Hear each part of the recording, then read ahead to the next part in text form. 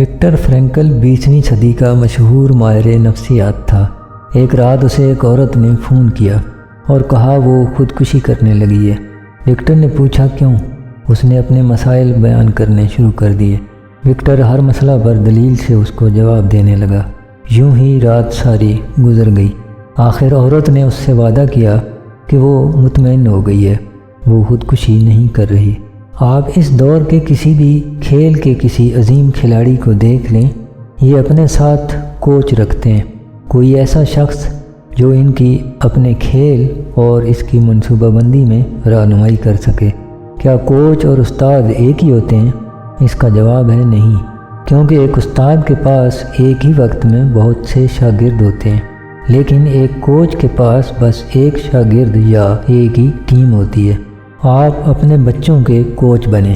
استاد تو سکول نے ان کے لیے بہت سے رکھے ہیں، ہر مضمون کا استاد وہاں دستیاب ہے، ان کے پاس کوچ نہیں ہوتا۔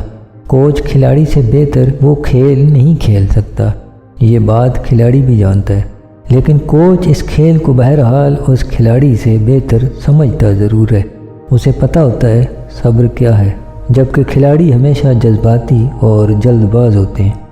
کافی عرصہ بعد وکٹر فرینکل کی اس عورت سے ملاقات ہو گئی۔ وکٹر نے اس سے پوچھا اس رات تمہیں میری کس دلیل نے خودکشی سے روکا؟